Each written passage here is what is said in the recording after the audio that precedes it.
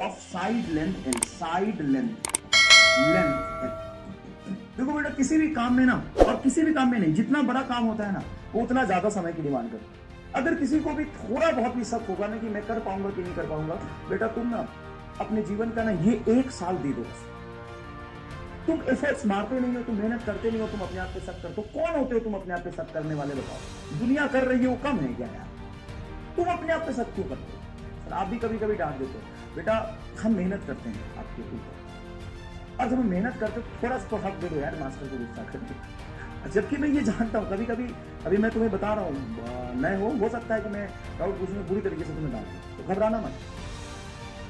मैं ये अच्छी तरीके से जानता हूँ, लेकिन कभी कभी भूल जाता हूँ। तो क्या जानते हो?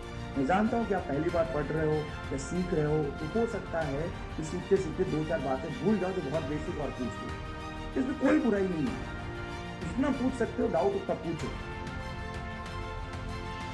और कोशिश करो कि 2-4 तुम्हारे अच्छे पढ़ने वाले दोस्त हो, ठीक है ना? अच्छा, मैं तुम्हें एक छोटी सी कहानी बताता हूँ, फिर से आई एम सॉरी, छोटी सी कहानी बताता हूँ कि जब मैं 12th क्लास में था, तो उस समय क्या था कि हम 3-4 दोस्त थे। तो वो लोग कोचिंग जाते थे, मैं कभी कोचिंग गया नहीं। तो वो लोग पढ़ के आते थे, तो तब तक मैं घर पे ही रिवाइज करता था, उनके नोट्स होते थे। वो आते थे, मुझे पढ़ाते थे, सच में मुझे पढ़ाते थे, कुछ बताते थे कि सर ने आज ऐसा ऐसा पढ़ा है, ये सब होता है।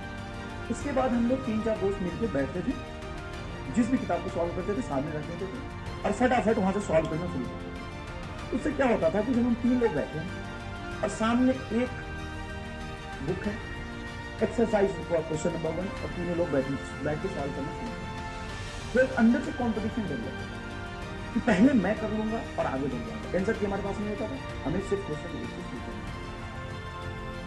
है ना, और पहले क्वेश्चन किया, क्वेश्चन नंबर 1 उसको सॉल्व किया, फिर दूसरे पे गए, फिर तीसरे पे गए, फिर चौथे पे गए, और कोई मान लो तीसरे पे अटका है, मैं 5 नहीं करूँगा, फिर हम उसको समझाते थे कि तीसरा ऐसे हो, फिर हम आगे बढ़ते थे। कभी होता था कि वो 8वें पे है, मैं 6ठे पे अटक गया, तो मुझे बताता था कि 6ठा ऐसे हो।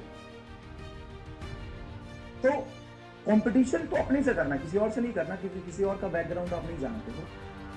कंपटीशन अपने से करना है, लेकिन साथ में 2-3 दोस्त हो और आप साथ में सॉल्व करोगे ना, तो उससे एफिशिएंसी बढ़ जाता है, टाइम ज्यादा यूज होता है। आप खुद कर रहे हो तो खुद को अपने कंफर्ट जोन में बैठे हो, कर रहे हो, सो रहे हो, उठ रहे हो, कर रहे हो, कोई टाइम का लिमिटेशन नहीं।